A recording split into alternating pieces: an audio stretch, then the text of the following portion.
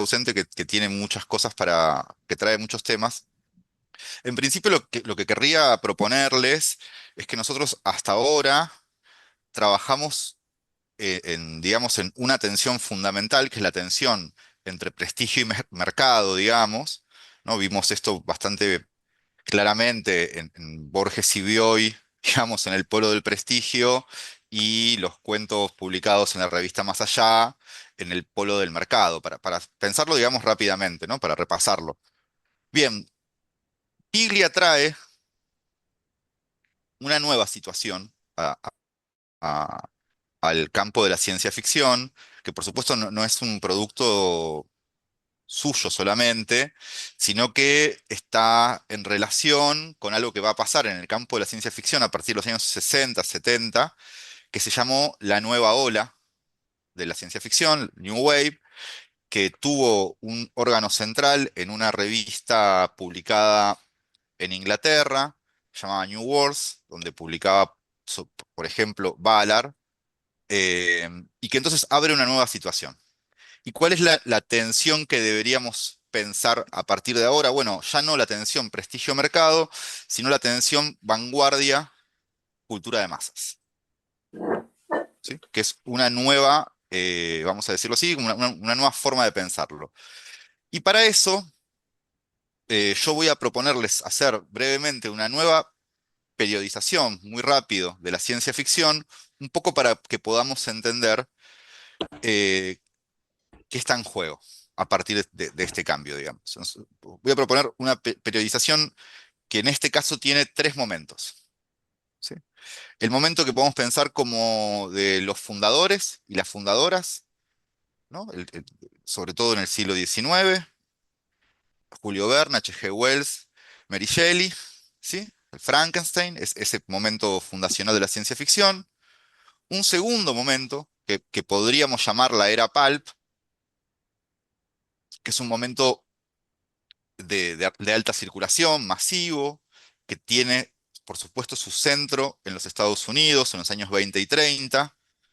Y yo diría que acá, justamente para simplificar, esta era pulp debería incluir lo que alguna vez llamamos Edad de Oro, es decir, Asimov, Bradbury, etcétera.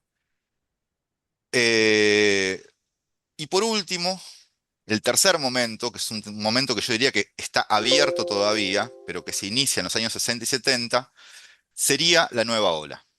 Los nombres que vamos a ubicar en esa zona son Ballard, como dijimos, Úrsula Le Guin, William Burroughs, pero también vamos a incluir lo que viene después, es decir, vamos a incluir el cyberpunk de los 80, y yo diría que vamos a incluir también el New Weird, que es algo de lo que vamos a hablar la semana que viene.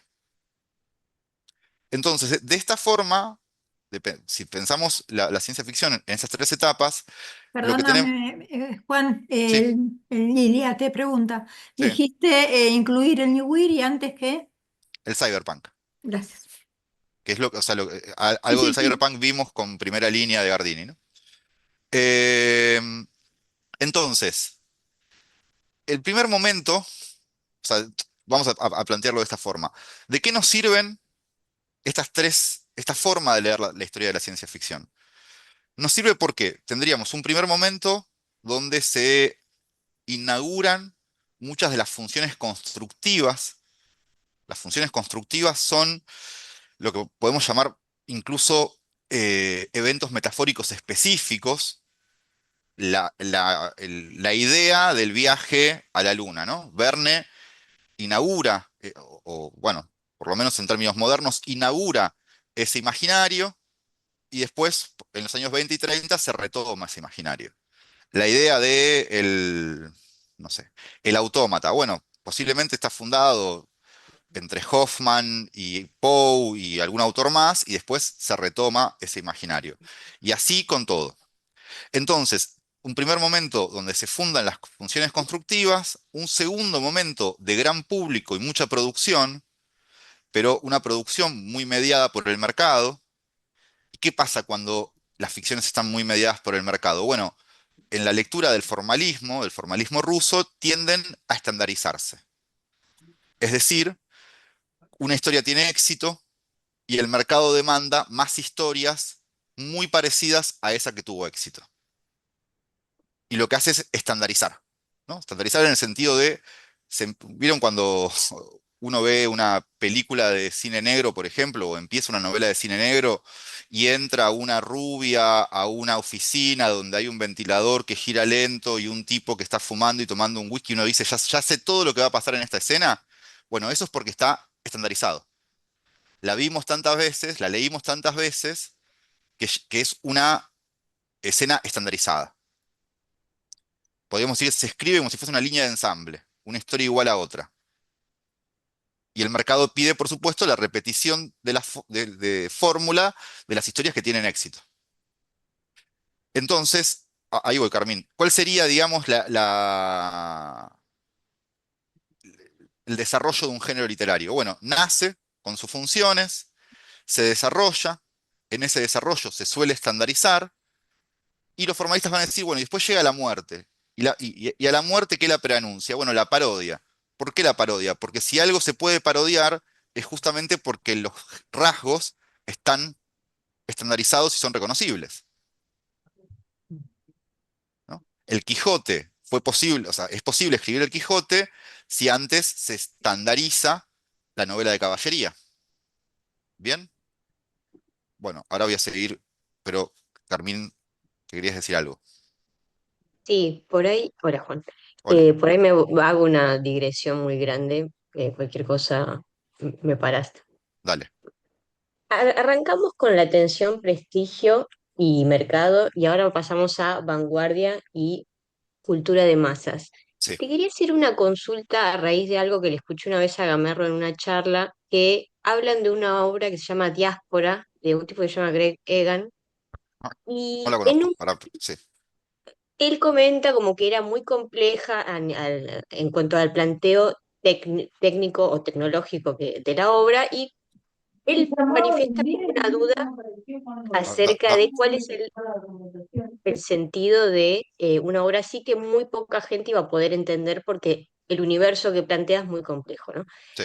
Y ahí me surge la duda como, bueno, ¿por qué esa no es una tensión dentro del campo de la ciencia ficción, el universo técnico que se plantea? Porque así como se estandariza la forma en cuanto a la rubia y el ventilador, ¿por qué no podemos decir que siempre se estandariza, que siempre son los mismos problemas técnicos? Entonces como que está cerrado a planteos por ahí un poco más complejos. La pregun- Eh, la pregunta está buenísima y la respuesta está en el encuentro de hoy. ah, Porque, claro, porque la nueva ola, o sea, nosotros decíamos, están estos tres momentos, ¿no? El momento de el nacimiento, del desarrollo y estandarización, y un tercer momento donde decimos que el género muere o se vuelve paródico. Pero en este momento, y esto lo plantea también el formalismo, e incluso Walter Benjamin, es un gran momento porque el público, al retirarse, lo que permite es la estetización del género. Es decir, correr una serie de riesgos formales, técnicos, que no se podían correr mientras el mercado funcionaba como el principal mediador. Eh, Benjamin lo piensa en relación a la novela. Cuando el cine ocupa el lugar de centralidad cultural que tenía la novela, a la novela le es permitido estetizarse. Es decir, Ulises, el Ulises de Joyce, existe porque el gran público se había retirado. Mientras el gran público estuvo en la órbita de la novela, ese movimiento no se podía dar, ¿no? Mientras Dickens y los grandes novelistas del siglo XIX escribían muy mediados por el público, bueno, no se podían dar grandes movimientos estéticos. Incluso esto se puede revisar en la propia obra de Dickens. Dickens es un gran escritor de una técnica muy sutil en sus últimas obras, cuando está menos necesitado de ganar dinero. Entonces, la relación entre dinero o entre mercado y vanguardia es muy delicada, digamos, porque es muy difícil que mientras el gran público está pidiendo obras más o menos parecidas, unas iguales a otras, alguien se anime a innovar. Claro, mi consulta es, en esos casos igual la legitimación viene por círculos literarios. Ahora, ¿qué pasa cuando una obra por ahí, el universo que plantea, sobre todo siendo ciencia ficción, se basa más en la parte científico-técnica y entonces, ¿quién la legitima si no es por la forma? Ahí no sé si entendí la pregunta. La ciencia ficción siempre está legitimada por el sistema literario, porque es un género literario. Por supuesto, después puede haber un científico que lea una obra y diga, che, esto es imposible, y eso pasa en el 95% de los casos, digamos. Pero la legitimidad de la ciencia ficción nunca viene de la ciencia. Siempre viene de instituciones literarias, ya sea el mercado literario o, no sé, la academia, porque son ficciones. Entonces no hay una mediación del campo de la ciencia en relación a la ciencia ficción.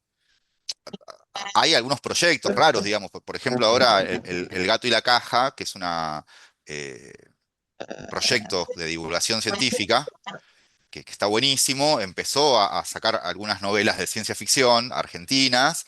Yo todavía no las leí, digamos, y me interesa ese proyecto porque hay una especie de mezcla ahí que puede ser interesante, pero son los casos, o sea, no son la mayoría de los casos, digamos, ¿no? La editorial Minotauro es una editorial completamente de ciencia ficción y la ciencia ahí no tiene ninguna intervención.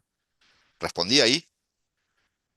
Sí, solo que me da curiosidad cómo podemos dejar que se estandarice, o sea, cómo no hay problema en que se estandaricen los temas de la ciencia ficción, pero sí la forma. Como que también está bueno pensar que parte de la legitimación de la ciencia ficción está en que plantea cosas técnicas interesantes nuevas.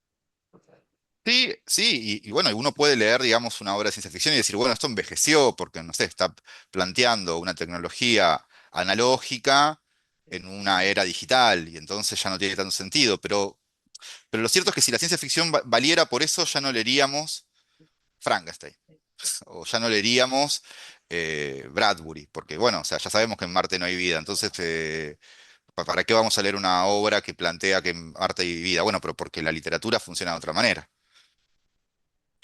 Bien, entonces, decimos que en este momento donde el gran público abandona el género,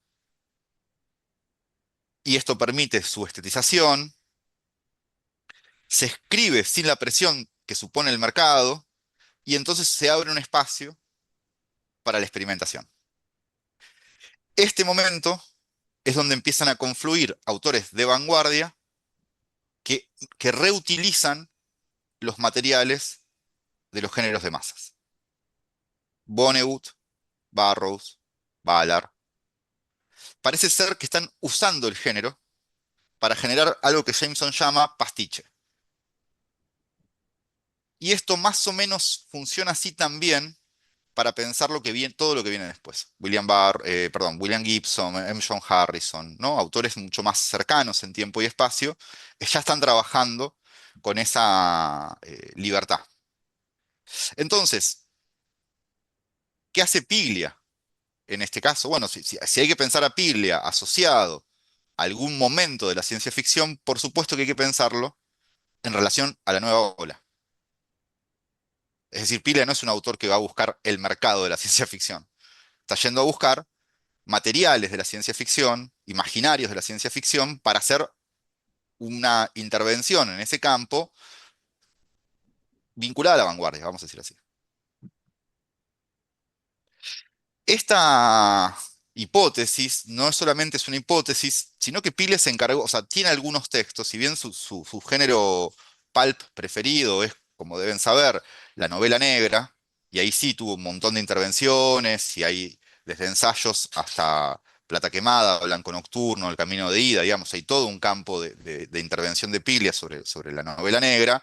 En el caso de la ciencia ficción, su relación tanto teórica como narrativa, es menor, pero tiene una entrevista que se publica en la revista Crisis en 1987 a un autor de la nueva ola que se llama Thomas Digg. Y tenemos la suerte, digamos, que cuando publica la entrevista escribe una introducción. Y yo creo que en esa introducción que él escribe, un poco, ustedes piensen que la entrevista es del 87 y La ciudad ausente se publica en el 92, con lo cual está pensando en esto, está pensando está en tema, digamos. Y entonces hay que pensarlo también, o sea, lo que va a decir sobre Dig, hay que pensarlo un poco en relación a él mismo.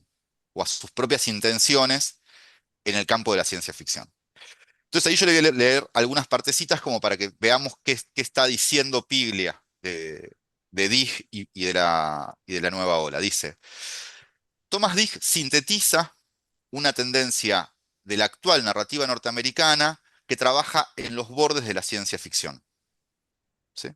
Él dice norteamericana, acá yo creo que hay una especie de agujero de lectura, porque en ese momento también estaba pasando ya Ballard y otras cosas, pero él la sitúa ahí. Y dice, entonces trabaja en los bordes de la ciencia ficción. Combina delirios filosóficos con pesadillas políticas y especula con los mundos posibles. Un imaginario exasperado y fuera del tiempo que elabora sus materiales a partir de los restos de la alta cultura y el cadáver de sus héroes, Nietzsche, Pound, Gödel, entreverados con el brillo agónico de las series de televisión, las revistas de divulgación científica y los cómics, el kitsch tecnocrático, la música rock, el paisaje de la publicidad o la luz de los moteles perdidos en la carretera. ¿Qué quiere decir, digamos? Que hay un intento de reconciliar dos polos opuestos del campo literario, como son la vanguardia con los elementos, digamos, de la cultura de masas. ¿No? Pensemos en un autor que en esto fue muy duro, muy clásico, digamos, que es, bueno, Adorno pensaba que la televisión era un evento de la cultura irrecuperable, que nada bueno podía salir de ahí, digamos. En este momento hay una serie de autores que empiezan a decir, bueno, cuidado, porque nosotros podemos trabajar con cierta experimentación formal, que viene de la tradición de las vanguardias de la primera mitad del siglo XX, en el campo de la ciencia ficción. De hecho, hay una hipótesis que a mí me gusta bastante, porque otra vez nos vinculamos con el dinero, que es que siempre es un elemento olvidado cuando pensamos la literatura. Fredric Jameson, en un artículo que se llama El historicismo en el resplandor, que es la película de Kubrick, hace un señalamiento que a mí me gusta mucho, que dice, bueno, hacia los años, creo yo, 50 o 60, se terminó el cine de autor, porque los grandes estudios dejaron de financiar a directores y empezaron a financiar productos, películas muy puntuales. Entonces, ¿qué hicieron los grandes directores de la época? Bueno, se fueron a los géneros. Kubrick filma 2001 y El Resplandor. eh, no me acuerdo el nombre del bebé de Rosemary. Bueno, grandes directores o con mucha ambición empiezan a tomar el terror. Polanski. Polanski. Polanski, ahí va. Polanski, Kubrick, Altman, van a la novela negra, van o al cine noir, van al terror, van a la ciencia ficción, porque ahí hay dinero que les permite producir sus obras. Y eso producen híbridos muy interesantes. ¿Sí? A estos híbridos muy interesantes que mezclan el riesgo formal de la vanguardia con los imaginarios del pulp, Mark Fisher le va a decir mucho tiempo después, modernismo pulp, que es la vanguardia haciendo uso de los elementos de la cultura de masas. Modernismo pulp. Y eso es, creo yo, lo que intenta hacer Piglia en La ciudad ausente.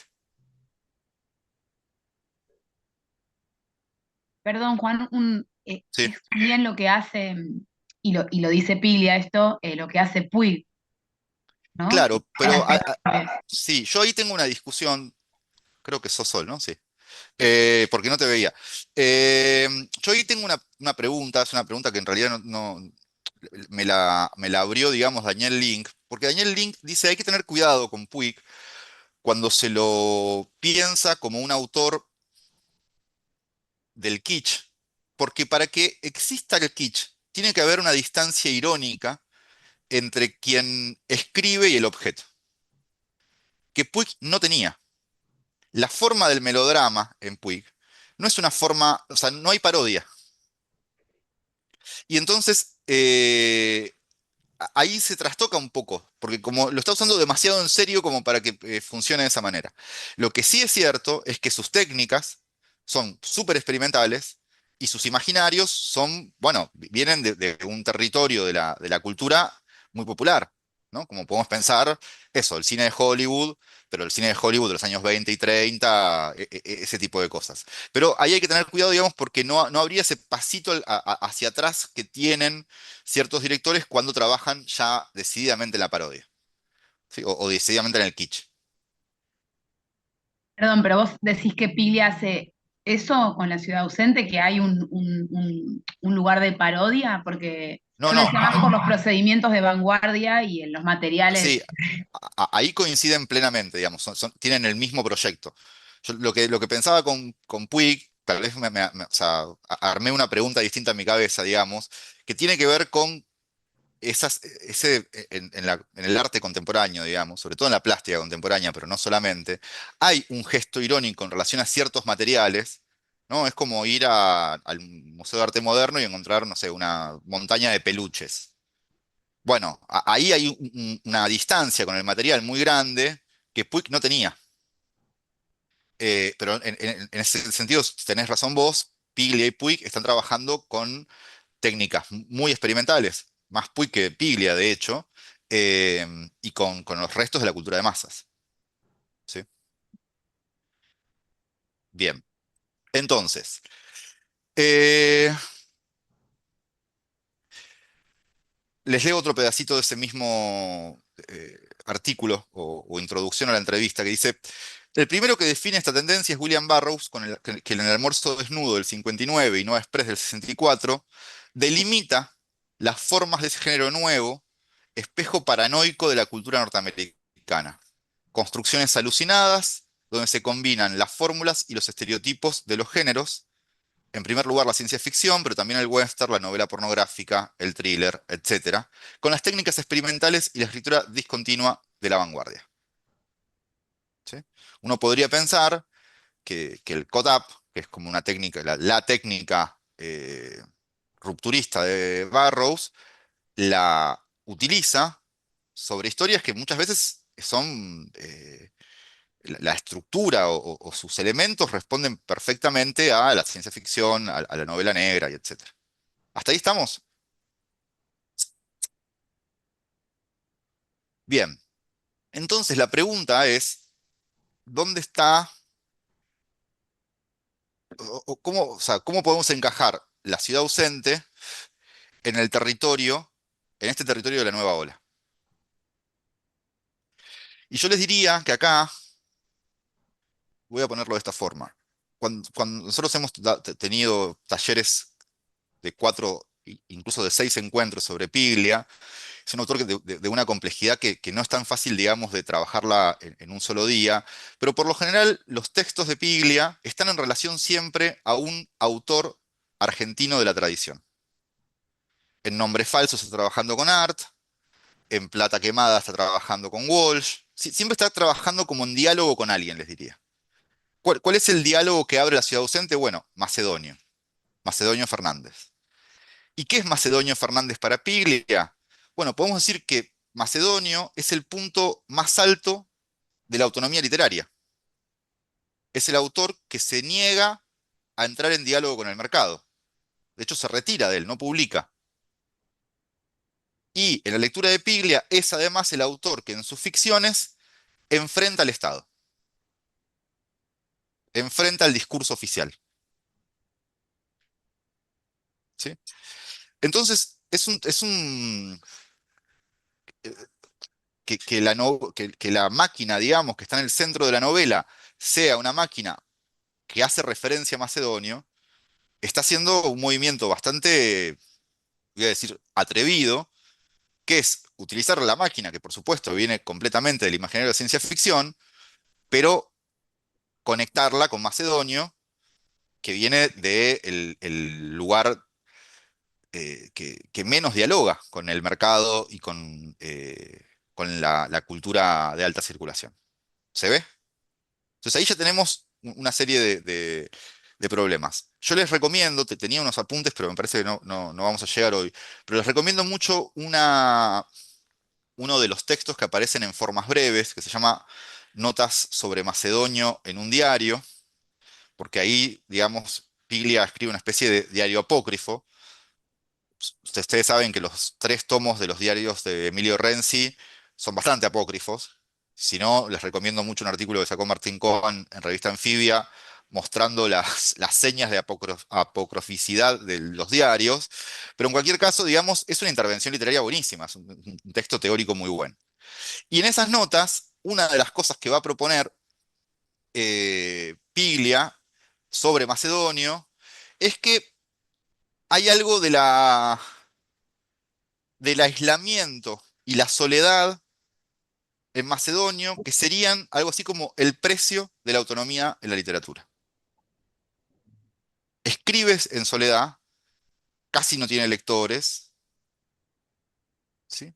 Y esa soledad, o vamos a decirlo así, esa marginalidad del campo es lo que le permite justamente su total libertad para proponer, por ejemplo, una novela que no empieza nunca porque es un prólogo detrás de otro, ¿sí? Yo lo que quiero es que noten es la ironía de trabajar con una novela de ciencia ficción usando ¿no? Decíamos la ciencia ficción que nace en Estados Unidos, en el pulp, en la alta circulación, etcétera, que ya cuando Piglia escribe en el 92 ya hay películas, cientos de películas de ciencia ficción, y etcétera. Entonces estamos hablando de un género muy conectado con el pop art, vamos a decirlo así, y él mete ahí la figura de Macedonio, que es el tipo que escribió en soledad, completamente retirado de ese tipo de lógicas. ¿Sí? Bien. Eh,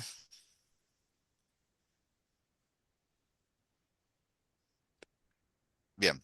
Entonces vamos a ir ahora a la ciudad ausente. Quiero decir, por último, sobre Macedonio, si hay un autor antes de Borges que puede ser pensado como un autor de vanguardia, en un sentido fuerte, en Argentina, es Macedonio Fernández. ¿Sí? De hecho, la hipótesis de Piglia es que la literatura argentina estaba como un poco temporalmente desfasada del desarrollo de la literatura europea. Él dice, mientras Flaubert escribe Madame Bovary, Sarmiento está escribiendo El Facundo, que no sabemos exactamente si es una ficción, un ensayo, un texto de intervención política o qué cosa, y que si hay un momento donde se sincronizan los desarrollos de la literatura europea con la Argentina, ese momento se llama Macedonio Fernández, donde lo que se está haciendo en la ciudad de Buenos Aires es muy parecido a lo que se está haciendo en cualquier lugar de Europa. ¿Sí?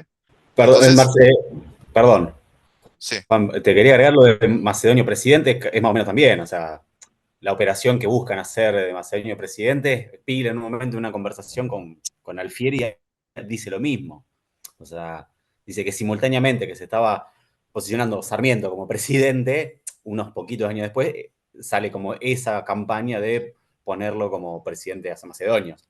La idea sí, de sí, asaltar la realidad, creo que va también claro. O sea, hay con la que obra pensar, de digamos, Macedonio. que sí. O sea, primero hay que pensar que Sarmiento tenía una intervención en el campo de la política muy seria y que lo que está Claro, haciendo Macedonio es más bien una perfo, digamos, casi que anticipa el happening de los 60, claro. haciendo que un escritor bastante desconocido y con unas ideas estéticas bastante poco legibles para su época y para su campo literario, de repente dice voy a ser presidente. De hecho, en esas notas sobre Macedonio que están en formas breves, Pilia desliza la idea de que en realidad los discursos de Irigoyen los escribía Macedonio. Con lo cual ahí estaría metida la idea de una especie de ghostwriter del presidencial, donde el mejor escritor de una época es al mismo tiempo el que escribe, ¿no? Todos sabemos la historia del discurso de Asunción de Sarmiento, que él lo prepara y Mitre no se lo deja pronunciar, y le escribe, Avellaneda le escribe otro, y entonces nunca, o sea, el mejor escritor del siglo XIX argentino escribe su discurso de Asunción y no sabemos qué decía. Entonces ahí hay toda una especie de estar girando sobre este tema, que de hecho ahora vamos a volver, porque una de las cosas que plantea la ciudad ausente es que a la producción de relatos de ficción se le opone la producción de relatos de Estado. La oposición central, digamos, de la sociedad estaría dada ahí, ¿no? ¿Por qué? Porque ambos definen los contornos del imaginario social. Bien, pero vamos a llegar más lentamente ahí. Eh, entonces, vamos a meternos un poco en la novela despacito e ir tirando de hilos. Estamos en un futuro fechado alrededor del 2005. Como les decía, la novela se publica en el 2002. Y en ese mundo futuro hay una máquina que produce relatos. ¿Sí? Junior, que es amigo de Emilio Renzi y parte de la redacción del Mundo, busca en la ciudad, guiado por llamadas telefónicas, los relatos que la máquina está produciendo. Toma el lugar del detective o del investigador y va encontrándose con gente que son una especie de los modelos de los que la máquina se sirve para producir sus relatos. Encuentra entonces, por ejemplo, a Fujita, que es el guardia del museo, donde el Estado decidió exhibir la máquina para neutralizar su poder. ¿Sí? Y ahí también están los objetos que se asocian a la historia que la máquina construyó. ¿Sí? El museo, por supuesto, duplica la realidad. Eh, para pensar este problema en Piglia, yo les recomiendo mucho el prólogo al último lector. Porque en el prólogo al último lector hay un fotógrafo que construye una maqueta de la ciudad de Buenos Aires y que al principio, digamos, en la medida que la ciudad de Buenos Aires se va modificando, él va modificando la maqueta, pero en algún momento revierte esa relación y empieza a pensar que en realidad si él altera la maqueta, se altera la ciudad real. Esa inversión, digamos, en el orden de las representaciones, nos vamos a meter un poco en este tema en un ratito, está muy fundada por Borges, inicia en Macedonio y Pili es el que mejor retoma eso. ¿Bien? Y aparecen entonces grupos clandestinos que intentan defender la máquina porque el Estado amenaza con desactivarla. Junior se mete en esas redes y encuentra, por supuesto, muchas versiones, muchas figuras. La central es la de Russo, el ingeniero que armó la máquina, con la idea de Macedonio, con quien va a tener una conversación en el final. Y acá les digo, las conversaciones, todas las novelas de Piglia terminan con una conversación. Es un procedimiento preferido para él, y esas conversaciones nunca responden ninguna pregunta. ¿No? Uno dice, bueno, ahora, ahora voy a entender algo de lo que leí. No, bueno, no sucede así. Eh, Pensando en la estructura general de la novela, deberíamos prestar especial atención a los relatos que están intercalados, ¿sí? Y que podemos suponer que son los relatos que produjo la máquina. Y en esto, la ciudad ausente toma un procedimiento bastante macedoniano, ¿no? En el sentido de que, ¿qué es el museo de la novela de la Eterna? Bueno, es un conjunto de prólogos de una novela que no empieza nunca. ¿Qué hace? ¿Por qué ese procedimiento en macedonio? Porque lo que hace es ir en contra de la progresión novelística, ¿no? La idea de que una novela tiene inicio, nudo y desenlace, ¿no? Que es lo que permite la narración, se rompe cuando la novela no inicia nunca. Bien, si bien Pila está jugando otro juego, no es exactamente el mismo juego que Macedonio, estos relatos que son interrupciones también interrumpen la progresión narrativa. Y por lo tanto hay que pensarlo como una forma de enrarecer la novela. ¿Sí? Eh, bien. Estamos entonces en un campo donde hay una máquina que es el centro de una tensión entre el Estado y estas células clandestinas que la protegen y la ponen en circulación. a través de cintas clandestinas, pero también de copias impresas, digamos, y la máquina narra. Eh, para meternos en el campo de la ciencia ficción, lo primero que podemos decir es que estamos en el terreno de la distopía política. Estamos en el terreno de 1984, de Fahrenheit, de Un Mundo Feliz, de lo que ustedes quieran, digamos. ¿Sí? Esa ciudad que está narrada ahí está viviendo en los términos de una distopía política. Eh, y después hay que pensar que el enfoque de esta distopía política para Piglia es que el Estado es un productor de relatos. Y esos relatos están en tensión con los relatos de la imaginación, con los relatos de la ficción. El Estado teme a la máquina porque narra, y narra a partir de lo real, pero no narra lo real, narra realidades distorsionadas. Exactamente lo que hace la ficción. Entonces, habría dos campos opuestos, que son los relatos del Estado y los relatos de la imaginación. En algún sentido, Piglia está muy cerca de algunos problemas borgianos acá. ¿Sí? ¿Por qué borgianos? Bueno, porque voy a meterme en algo, ustedes van a poner caras raras al principio y yo creo que al final vamos a caer parados. Voy a hablar de algo que es el modelo ontológico de Borges. El modelo ontológico de Borges que contradice el modelo ontológico clásico. ¿Cuál es el modelo ontológico clásico? Bueno, eh, hay una jerarquía donde el original modifica la copia, pero la copia no modifica el original. Por ejemplo, si mi cuerpo cambia, cambia mi imagen en el espejo o en una fotografía, no al revés. Si se modifica la fotografía o se modifica el espejo, mi cuerpo permanece igual. Lo mismo podemos pensar en el sueño y la vigilia. ¿Sí? La vigilia tiene una primacía sobre, o sea, los sueños no afectan la realidad, pero la realidad o la experiencia de la realidad sí afectan los sueños. ¿Estamos bien? Copias originales. Primacía de los originales sobre las copias. Bueno, Borges narra una y otra vez la rebelión de las representaciones. Espejos que se rebelan contra... No, hay un texto muy lindo de Borges, que es muy breve además, que se llama La flor de Coleridge, donde alguien logra sacar una rosa de un sueño. O sea, sueña con una rosa, la agarra y cuando se despierta la rosa está en el mundo real. Entonces, ¿cuál es el punto más alto de esto? Bueno, Tlön. Tlön es un cuento donde lo que se narra es la invasión de las representaciones al mundo real. Este es un problema que Perdón, para ¿cuál es el título del cuento?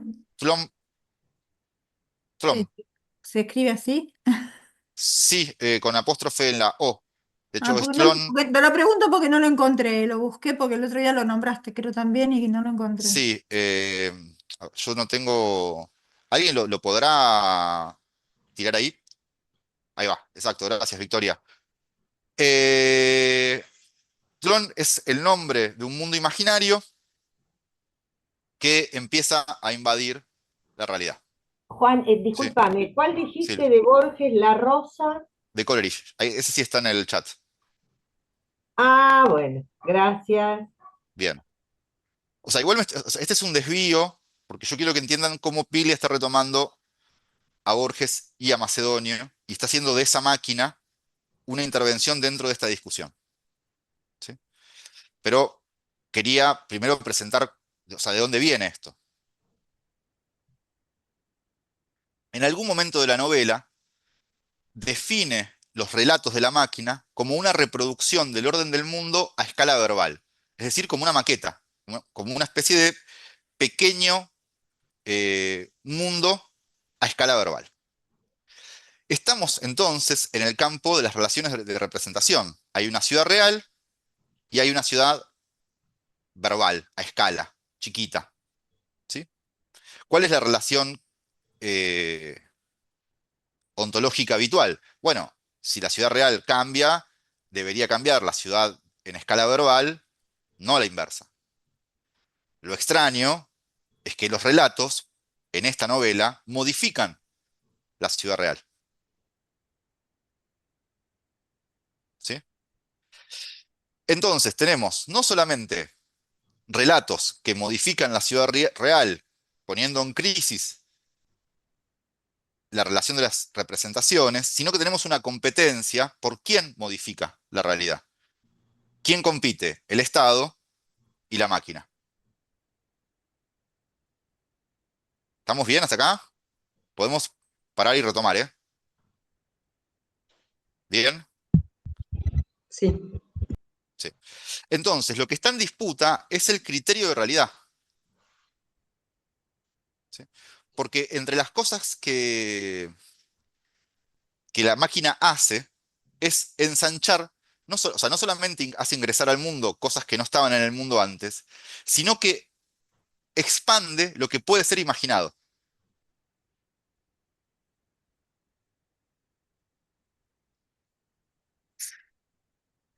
Esto es, por supuesto, Perdón, sí, ¿podrías repetir eso que estaba anotando lo anterior y me pareció importante y lo quiero anotar? dale. O sea, habría dos funciones para la máquina. La primera función es hacer ingresar al mundo real cosas que no estaban en el mundo real. Pero la otra función, tal vez la más subversiva, es que sus relatos ensanchan o expanden aquello que puede ser imaginado. Entonces, el Estado, por supuesto, quiere el monopolio de lo que puede ser imaginado. Porque, vamos a ponerlo así, ¿qué pasa si podemos imaginar un mundo sin Estado? Bueno, el Estado tiene un problema, ¿sí? Entonces, Pilia hace un movimiento muy lindo. Después yo les voy a pasar un link, que de hecho creo que lo puedo pasar ahora, porque lo tengo acá. Es una entrevista de Pilia con Alan Pauls, creo que es en la televisión pública en algún momento de los 90, donde, donde trabajan mucho la idea de los servicios de inteligencia como el verdadero oponente de, el novelista. Dice, los dos son productores de relatos que están compitiendo por lo que puede ser pensado y lo que puede ser imaginado.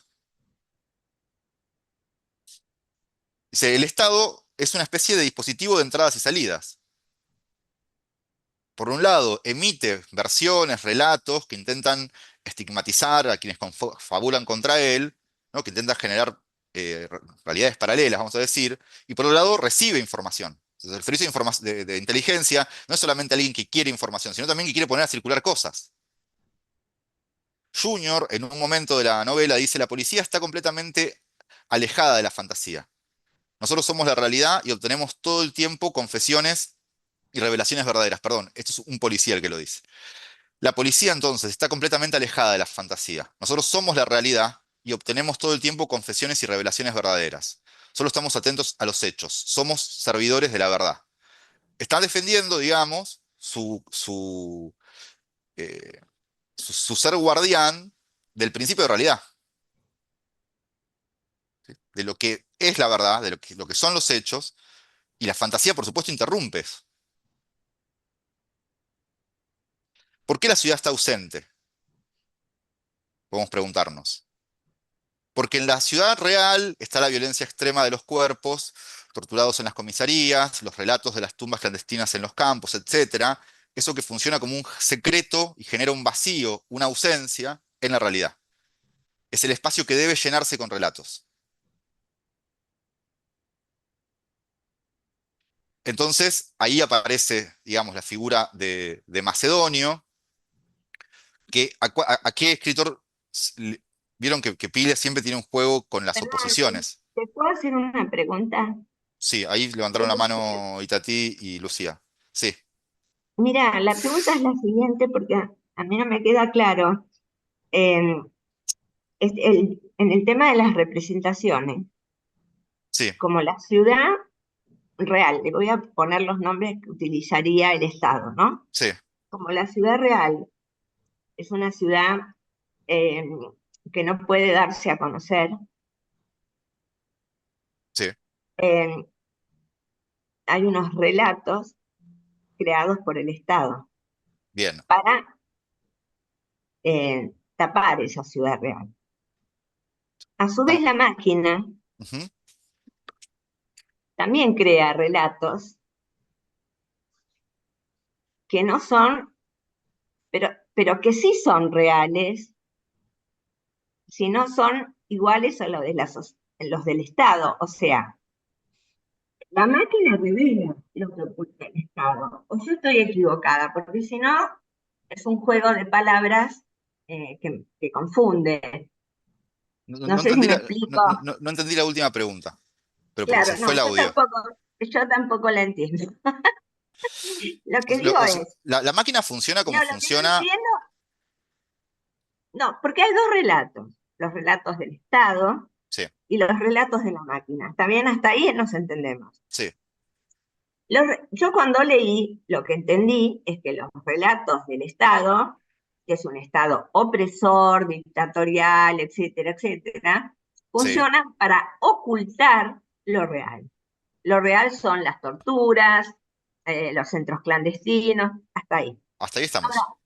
bien, la máquina Mm, también crea relatos, claro, relatos que obtiene de lo real, pero no de lo real eh, de la dictadura, sino de lo real que oculta la dictadura. sí. ¿Es así? Claro, pero no cuenta la verdad, porque el juego de Piglia no es oponer la mentira del Estado a la verdad de la máquina, ¿sí? Que sería una oposición, si que se quiere, más de la no ficción, ¿no? Walsh escribe Operación Masacre, Sí, que cuenta la verdad en contra del relato del Estado, que dice que sí, no fueron, ¿no? Que fueron, bueno, esa es sí. una oposición, un tipo de oposición. Y para eso está justamente la no ficción, el periodismo, la información, etcétera.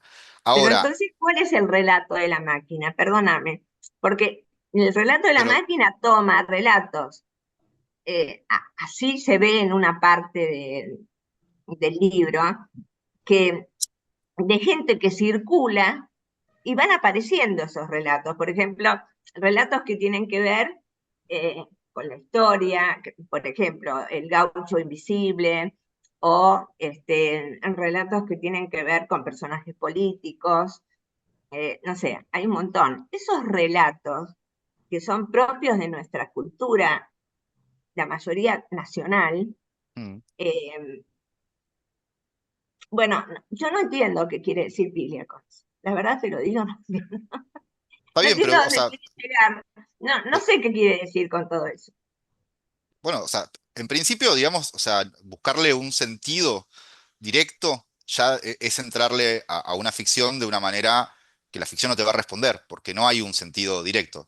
Pero lo que está mostrando Piglia, creo, es que la oposición entre mentira del Estado y verdad revelada corresponde a un campo de la discusión, que es un campo que puede ser más o menos interesante, digamos, pero que para entrar ahí hay que entrar por las vías de la no ficción.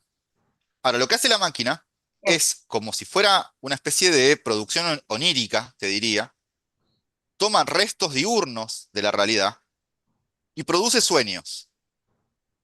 En esos sueños, que son los relatos, están circulando el resto diurno que permite acceder a esa verdad oculta, pero no permite acceder al relato organizado de esa verdad oculta. Es como si vos vas al analista, digamos, el analista agarra el sueño y no te dice el sueño es el No, evento. No, no, hay que no, analizarlo. lo interpreta. Ok, Exacto. Entonces, esos relatos funcionan como si fueran sueños. Están ahí el resto diurno de la, comillas, verdad, y lo subversivo es que está circulando la verdad desplazada, condensada, en esos relatos. Que es, en algún punto, una metáfora, si querés pensarlo en esos términos más directos, de lo que hace la literatura. claro, La literatura toma resto diurno de la realidad y después puede ser un cuento de terror o un cuento de ciencia ficción o una novela realista, donde la realidad también está ahí, no está organizada como la verdad, claro. ¿sí? Sí, Entonces, sí, el trabajo de la máquina es producir esta especie de sueños, donde el que sueña es el inconsciente social, no el claro. inconsciente individual, Sí, ¿sí? eso sí, eso sí, eso eso es clarísimo que es el inconsciente social, porque todos los relatos eh, tienen el mismo, los encara de la misma manera. El que más recuerdo es el del gaucho invisible, pero hay un montón, ahora no me Sí, sí, sí, acuerdo hay el momento. varios. Entonces ahí lo que tenemos que pensar, digamos, es que Piglia está tratando de trabajar con un mecanismo que es esa máquina, que no es una máquina de decir la verdad, sino de poner a circular el resto diurno de lo que el Estado oculta. Ok, ¿Sí? me quedó clarísimo. Bien. Gracias. ¿Y Tati? Hola, ¿qué tal? ¿Te escuchás? Sí, No, yo estoy re confundida, perdón. Pero tenemos dos, dentro de la escritura de la novela tenemos dos niveles, ¿no? En la diégesis. Es decir, la historia, o sea, los relatos del Estado y los relatos de la máquina. sí. El relato del Estado sería la historia de Junior. ¿Sería Junior esa voz? No, no, o sea, los relatos del Estado no están representados, digamos, o sea, no es que aparecen, no están Aparece. localizados en un lugar. Es lo que es como cualquier sociedad en la que vivimos, digamos, donde ya sea por la prensa, ya sea por comunicados oficiales, ya sea por el discurso del presidente. Recién jugábamos con la idea de Macedonio escribiendo los discursos de Irigoyen, No, está etcétera. bien, pero en la novela, ¿cuáles son los relatos del Estado? ¿Dónde Bueno, lo que, están? ¿Qué parte? no, ¿Qué ejemplo tenemos? pero no están dichos, citativos. O sea, Piglia asume que esa sociedad funciona como funciona cualquier sociedad. Entonces, en esa sociedad Ok, hay relatos de lo que el Estado dice que hace, o lo que dice que no hace. ok, no, porque yo lo leí todo el tiempo como una puesta en abismo, o sea, como que todo lo que leemos son relatos contados por la máquina. O sea, todo lo que yo estoy leyendo, la novela que está construida es es la que construyó la máquina. No, O pero sea, para mí es como una puesta, como vos dijiste al principio, hay dos niveles. Está el nivel del narrativo, vamos a decir, del marco, que es la novela de Junior, y están los relatos, que Claro, sí son los que se produce, lo que produce la máquina. la máquina, claro. pero la historia de Junior se entrelaza con los relatos de la máquina. Porque empieza a haber una contaminación de lo que Ok, sucede al nivel de la representación con la realidad. Como en por eso Clon los objetos empiezan a ingresar al mundo, acá los relatos empiezan a modificar la realidad. ok, no puedo considerar entonces que la novela por entero fue narrada por la máquina. O sea, a eso es lo que voy yo. No sé, lo Sí, o pensaba como sea, una puesta en abismo, O pero sea, tal vez es un o sea, error no total. sé si hay elementos explícitos de esa hipótesis, o sea, que puedan sostener esa hipótesis, pero se puede pensar así.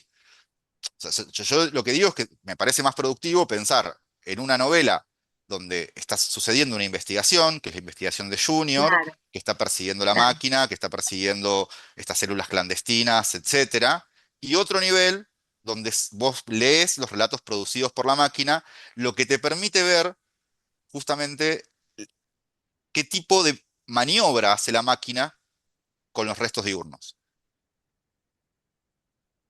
¿Se ve? Eh, sí, sí, se ve. Lo que pasa es que como vos decís, como esto se empieza a contaminar, estos niveles se mezclan en un punto tal que es a veces difícil diferenciarlos ya casi más avanzada la novela. Sí, Porque,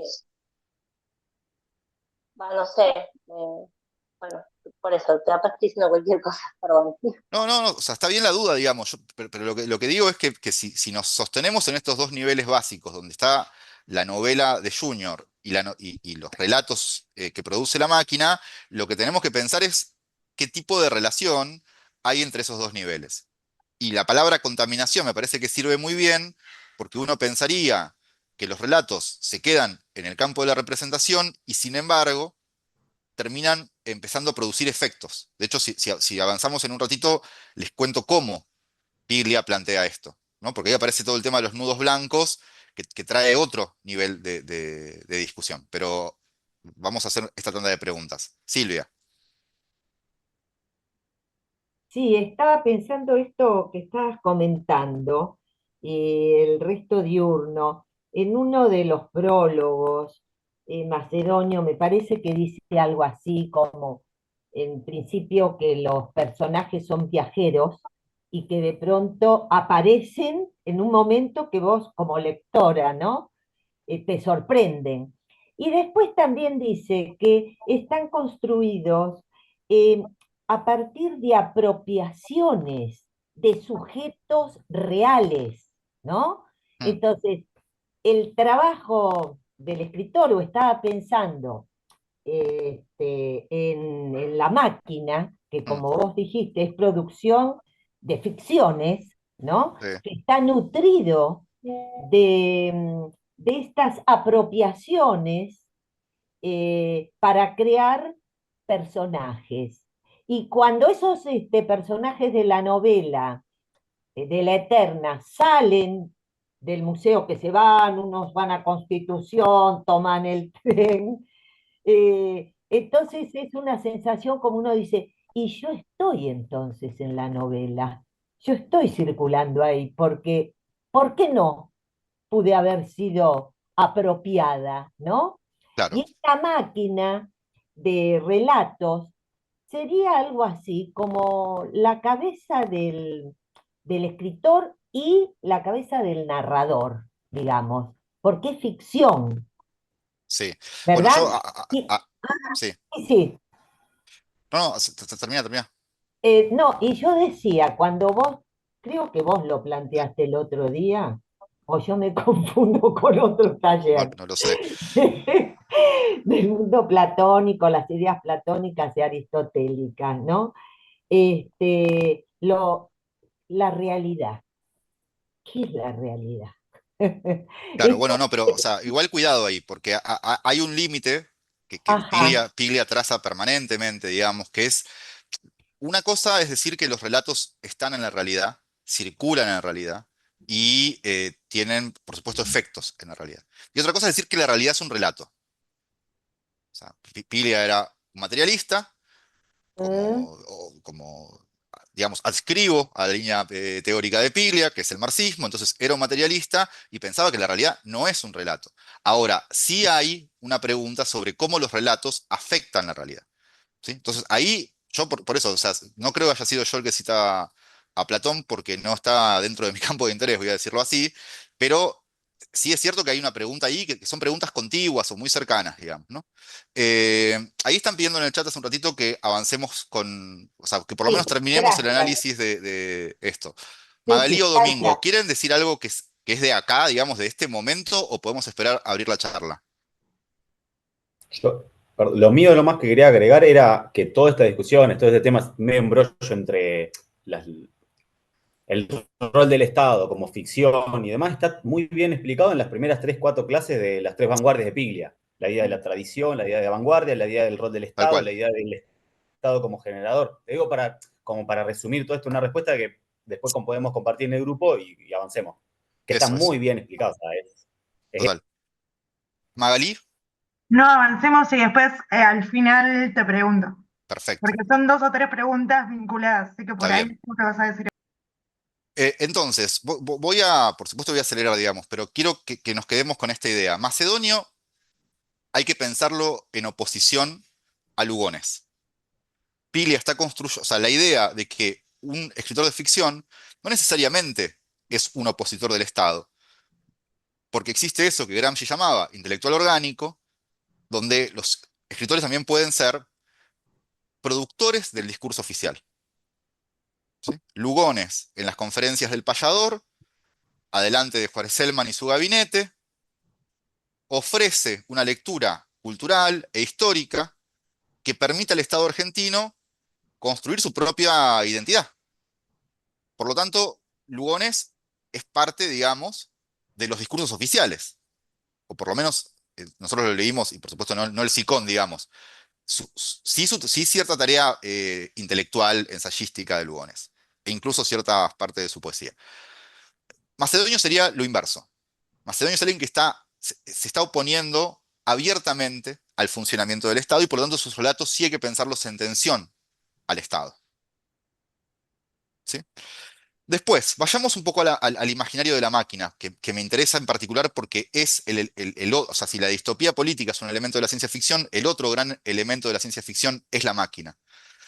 Tenemos que decir que por esta vía, que es la vía técnica, de la imaginación técnica, Piglia está conectando con Roberto Art, que siempre tuvo una imaginación técnica, que incluso tuvo un taller, quiso producir medias de caucho, etcétera, Está conectando con Walsh, que tiene una serie de escenas técnicas fundamentales, y está conectando con el Eternauta. ¿Vieron esa escena inicial del Eternauta, del altillo donde hay 4 varones que tienen hobbies y arreglan cosas y son radioaficionados? Bueno, todo ese imaginario es el que trae la máquina. ¿Bien? Pero, además, deberíamos pensar cuál es la primera función de la máquina. Antes de volverse ese monstruo que se vuelve, la máquina de la ciudad ausente es una máquina de traducción mecánica.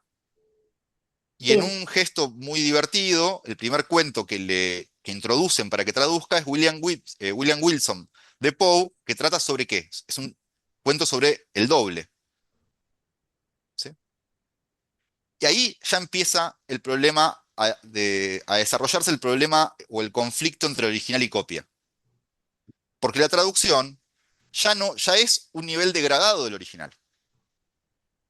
Cualquier traducción, una buena traducción.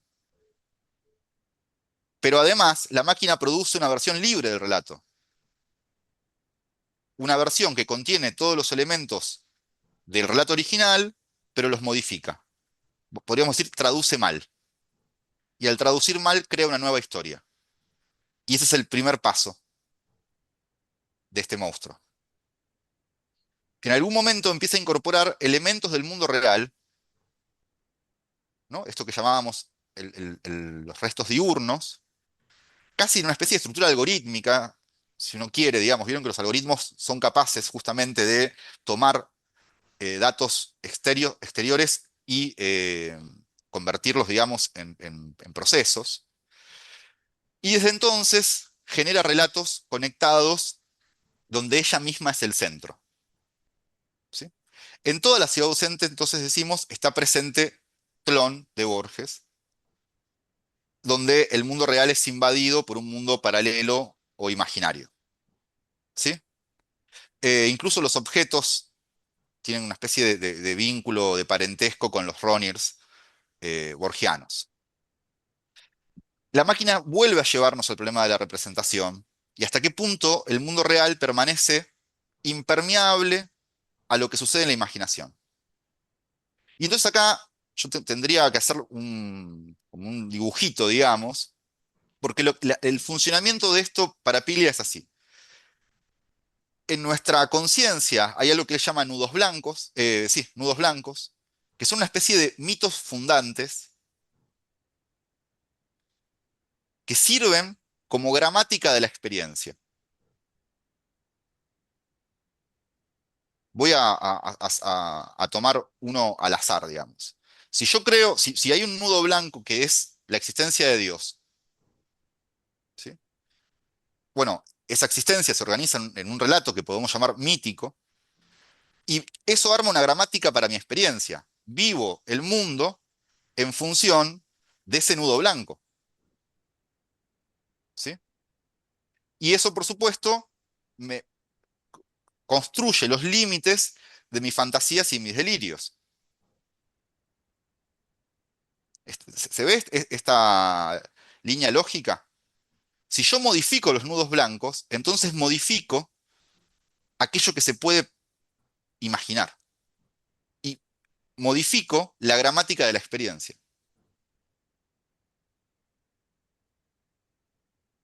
¿Se ve? Entonces la máquina actúa no modificando directamente la realidad, sino modificando lo que nos permite procesar la realidad, procesar la experiencia. Hay un momento muy lindo en el comienzo, creo, de la novela, donde Junior creo que va a ver a una cantante al Hotel Majestic, y en el ascensor hay una pintada que dice, viva Lucía Joyce, muerta al lenguaje. Lucía Joyce es la hija de Joyce, que estaba diagnosticada de esquizofrenia y que se suicida, digamos. Y entonces hay ahí una reivindicación de la locura contra el lenguaje, pero no contra cualquier lenguaje, sino contra el lenguaje que se produce a través de los nudos blancos que nos propone el Estado. Voy a decirlo así. O vamos a reformular. El Estado, en última instancia, intenta controlar el principio de realidad. Aquello que puede ser pensable. Porque si controla lo que puede ser pensable, también controla las acciones derivadas de ese pensamiento. Y acá podemos volver, porque siempre podemos volver a Jameson y a Fisher. Cuando Jameson dice, no, hoy es más fácil imaginar el fin del mundo que el fin del capitalismo, está hablando de un nudo blanco. O cuando Úrsula Le Guin dice que la monarquía parecía eh, eterna hasta que dejó de serlo, está hablando de un nudo blanco. ¿Se ve? Si no hay imaginación de un mundo poscapitalista, tampoco habrá acciones que se dirijan hacia ahí. Punto. Ese es el poder subversivo de la máquina. Los nudos blancos serían como el statu quo, ponele, Los nudos blancos son una serie de ideas que son, vamos a ponerle este nombre, ideas dominantes, dominantes, claro. ¿sí? Que estructuran las ideas, o sea, y otras ideas más pequeñas se derivan de estas ideas dominantes. Por ejemplo, la existencia de Dios, por ejemplo, la eternidad de la monarquía, por ejemplo, la La posibilidad o política, no de la revolución, o la la... política, Sí, sí, la política, la religión, Condicionantes de de toda la realidad. claro, pero también la biología, digamos. ¿No? claro. Si yo pienso que hay dos géneros en términos biológicos, eso es un nudo blanco, digamos, porque a mí de repente me dicen, no, pero hay tres, Claro. y yo no puedo Pero, pensar que hay tres. perdón, el nudo blanco es un sistema cerrado, absolutamente. ¿En qué sentido, Lucía? Claro, porque si todo lo que yo puedo imaginar, pensar, decir, o sea, toda la serie en la que me mete ese nudo blanco, eh, esa serie es una serie cerrada, yo no puedo salir de ese nudo blanco una vez que Bueno, estoy en ese en, nudo blanco. en No quiero principio, personalizarlo, no quiero hablar de manera individual, estoy hablando, trato de hablar socialmente hablando, ¿no? Es A decir, que eso me refiero. todo. Por ejemplo, todo el sistema, vos hiciste alusión al sistema, la religión, sistema católico. Eh, digamos, entonces, toda persona que cree en la existencia de Dios cree en todo lo que eso significa, ¿no? sí, Cree o en sea, la comunión, cree en sí. el pecado, cree en, no sé, en todos los preceptos, en todas las normativas, en todas las, salvo que, bueno, ahora sabemos que el infierno no existe, como dijo el otro papa, pero, Lucía, eh, pará, hagamos una cosa, porque me están pidiendo por chat y tienen razón que, primero, levantemos la mano para hablar, así perdón, podemos perdón. ordenarnos. Segundo, o sea, los nudos blancos no son sistemas cerrados en el sentido de que no hay uno solo, sino que hay varios conviviendo, digamos. La religión sería la parte mítica del nudo blanco, no el nudo blanco en sí, porque la parte mítica es la que relata lo que está derivado del nudo blanco, que es Dios existe. Punto. Dios existe y por lo tanto esta religión construye esta mitología, esta religión construye esta otra, y así. Lo que vale como nudo blanco es que existe Dios. Lo que vale como nudo blanco en la política, podríamos decir, es existe la plusvalía. Bueno, de ahí derivamos una, dos, tres, cuatro mitologías, pero en principio hay un nudo blanco que ordena la realidad. Entonces lo que Piglia está proponiendo, de una forma muy inteligente, piensen que estamos en el año 92 y la escuela francesa estaba ganando adeptos en todos lados, hablo de las escuelas francesas, Foucault, Derrida, ¿no? La época del textualismo, donde todo se volvió un texto, y Piglia es muy inteligente en, no en afirmar que los relatos son importantes, pero pero que la realidad no es un relato. ¿Sí? Que en todo caso lo que hacemos es organizar nuestra experiencia del mundo de acuerdo a ciertos relatos. ¿Sí? Entonces, la novela va de eso, y va de eso y va de la disputa del Estado a cualquier elemento que compita con el Estado en función de construir nudos blancos. ¿Sí? Y esto puede ser un grupo político, una novela, lo que sea. ¿Bien? Dicho esto, voy a centrarme 2 segundos en uno de los relatos, porque quiero que vean otra de las operaciones de Piglia, que es la isla de Finnegan's. La isla de Finnegan's, además de ser uno de los relatos que construye la máquina, y eso está muy bien, es una operación crítica muy impresionante. Piglia tenía esta capacidad. Él tenía una hipótesis sobre un autor, en este caso Joyce, y sobre un libro, en este caso de Phineas Wake, y lo que hace es, en vez de escribir un ensayo, como haría cualquier persona normal, escribir un relato que pone en acto esa hipótesis de lectura. Decíamos que Der Amor Sin de Borges no era solamente un cuento, era la hipótesis de Borges sobre Lovecraft. ¿Sí? Entonces, en este sentido también está Borges viviendo en Piglia. Poder construir una hipótesis de lectura crítica muy fuerte sobre el uso de la lengua en el Finnegans, pero en vez de escribirlo como un artículo, lo escribe como una ficción. Eso le llamábamos literatura conceptual. ¿Sí? Entonces, Lo repetís, por favor. ¿qué parte, Lilia? Esto último que dijiste de... La capacidad de Piglia de generar una hipótesis crítica sobre un libro o sobre un autor, y en vez de escribir el artículo, un artículo tiene mecanismos argumentativos, ¿no? O sea, yo argumento para llegar a una conclusión. Bueno, Piglia no hace eso. Lo que hace es escribir un cuento donde la ficción pone en juego esa hipótesis.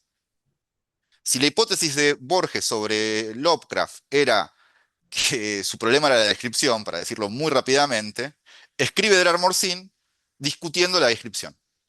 Bueno, Piglia, sus ideas sobre Joyce, que son muchas, digamos, parte de sus ideas están en el relato La isla de Phineas, que tiene que ver con un libro que tiene que leerse en todas las lenguas.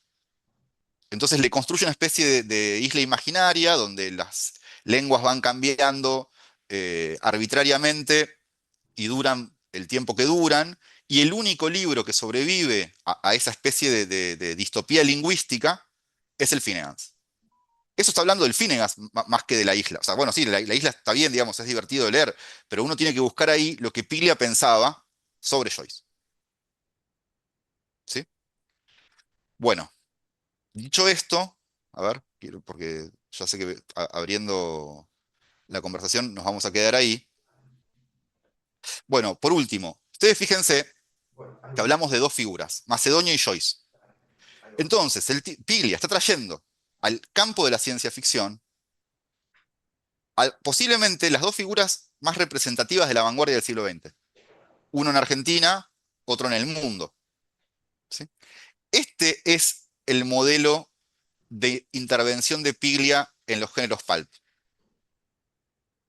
Usarlos, es lo mismo que hacía Borges, ¿no? Usaba el terror, usaba el fantástico para construir textos de vanguardia. Bueno, ese mismo gesto que, que- que- que Fisher, decíamos, llamó modernismo pulp, es el que trabaja Piglia cuando va a la ciencia ficción o cuando va a la novela negra. Podríamos hacer un análisis muy parecido de Plata Quemada o El Camino de Ida o Blanco Nocturno y ver cuáles son las ideas, cuáles son los conceptos que está puesto a jugar ahí. No es solamente una historia. ¿Bien? Bueno, yo le daría la palabra a Magalí, que creo que fue la que guardó su comentario para el final, y a partir de ahí sí abramos la charla.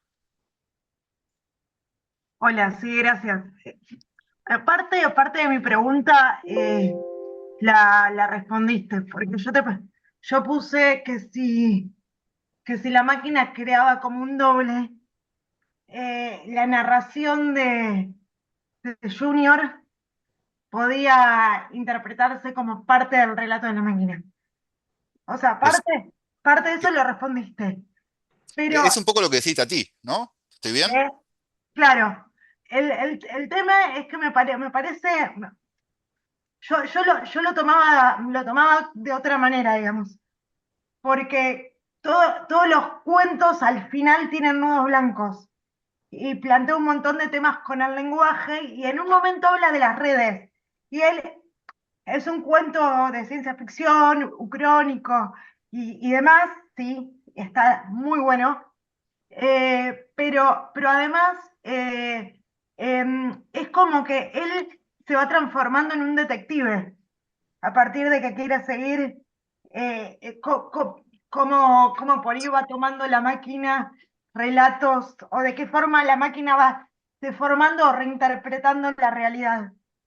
Entonces, en algún momento, ya que va siguiendo la pista entre los relatos, eh, si bien es la realidad, puede ser que realidad y ficción ya sean indistinguibles, o sea, que el relato, o que la realidad ya, perdón, que la ficción, igual creo que se entendió, pero Sí. que la ficción empieza a formar parte de la realidad.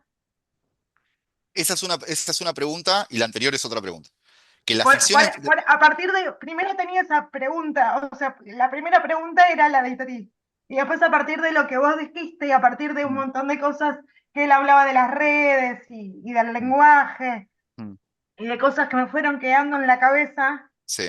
más que eh, esto de que la máquina deformaba la realidad o la reinterpretaba, digamos, y de los Mm, nudos blancos, mm. te hago la segunda pregunta. O sea, la apuesta de la novela, digamos, es una doble vía de intervención de el campo de la ficción sobre Sí, la sí, sí. realidad. Por un lado, están estos objetos y personajes que no sabemos si son el resto diurno con el cual la máquina produjo un relato, ese sería el camino habitual, digamos, o si son objetos y personas que ingresan a la realidad porque el relato, digamos, rompe la barrera de la realidad y hace entrar objetos. Esa sería Claro. una forma de pensarlo, ¿sí? Y Sí, la otra, que es la más compleja y la que me parece que es más productiva, es suponer que que lo que quiere afectar la máquina, en última instancia, es esto que llamamos nudos blancos.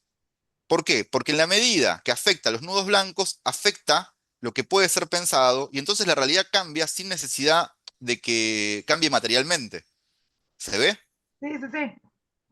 Entonces, la apuesta de Piglia es, digamos, vamos a ser brutales, pero o sea, yo les pido que estas simplificaciones se lean como simplificaciones, no como... La máquina es una metáfora de la literatura o de la ficción, Sí, ¿sí? eso es evidente.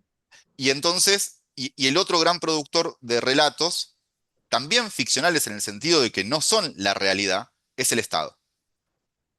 Compiten para explicar lo que está pasando, porque lo que está pasando en términos materiales, y esa es la verdad, digamos, requiere una explicación, requiere un orden. Entonces, la máquina propone un orden distinto al que le da el Estado. Compite justamente para desplegar un principio de realidad distinto, ¿no? A Piglia en perdón, Fisher en Realismo Capitalista dice, el principio de realidad es lo más ideológico de toda la ideología, porque se propone a sí mismo justamente como lo no ideológico. Ustedes habrán visto, hubo discursos, cuando fue la discusión sobre el aborto, sobre la ley de identidad de género, hubo muchos discursos que decían, no, no, pero yo soy biólogo, soy bióloga, y entonces yo hablo, no es una opinión, estoy diciendo la verdad. Como si esos hechos no tuvieran un orden en el relato y por lo tanto ese orden no fuera justamente un hecho ideológico. ¿Se entendió? Sí, perfecto. Bien. Elizabeth.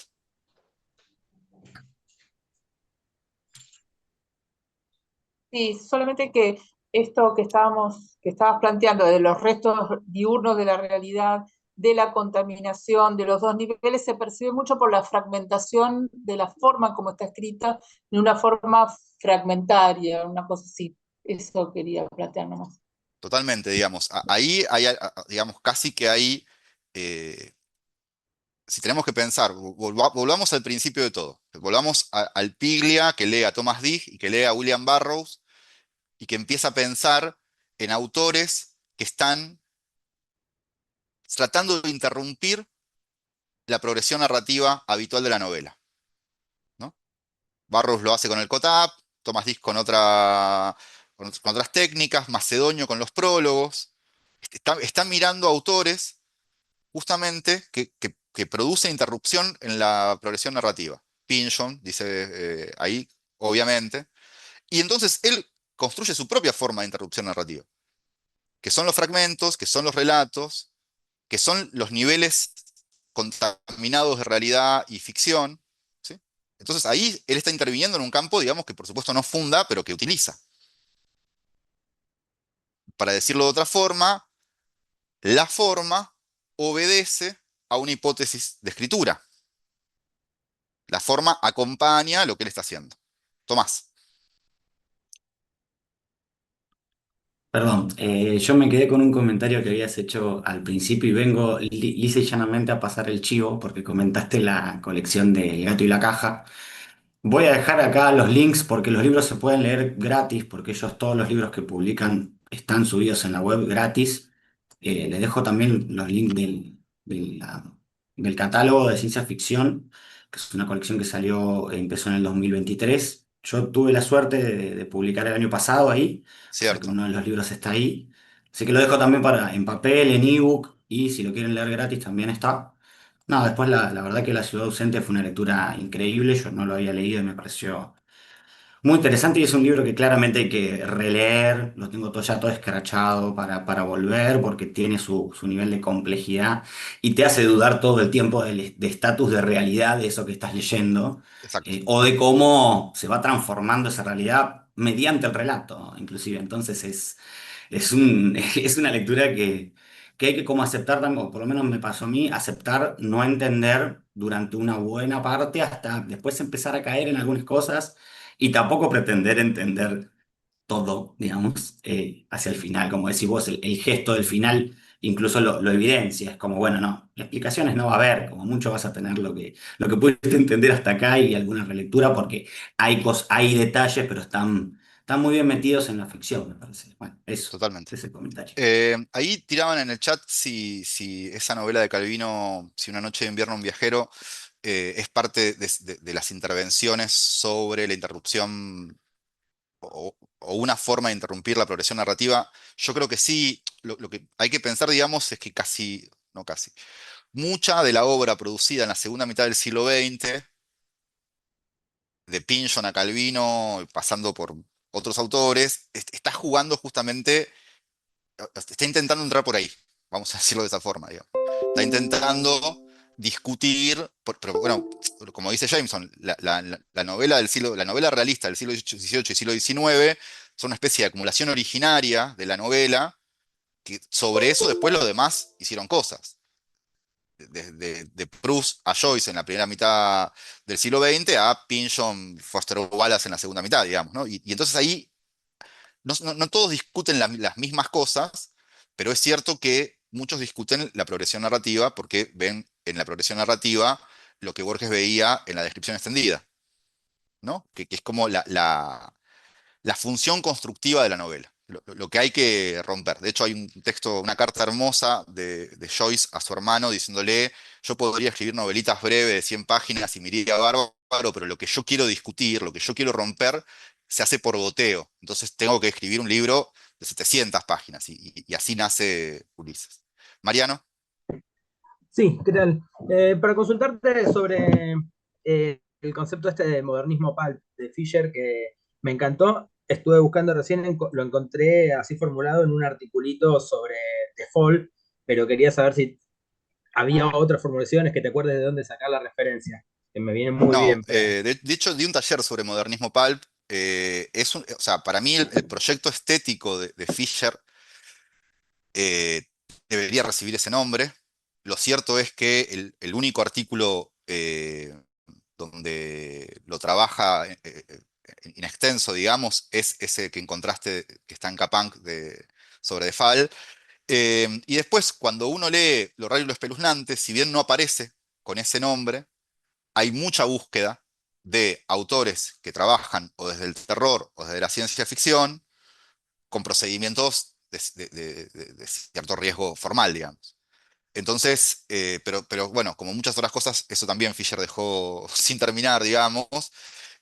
Cuando dábamos el taller, lo que decíamos es, bueno, primero preguntarse qué es el pulp, después preguntarse qué es el modernismo, después pensar qué hay ahora que podría ser nombrado de esa manera, y a partir de ahí empezar a hacer la propia formulación, porque ya Fisher no nos va a responder, digamos, ¿no? Pero bueno, o sea, esa es la conclusión. Amalia. Sí, buenas noches. No, quería hacerte una pregunta con respecto a las adaptaciones. Sé que estuvo la ópera, donde él participó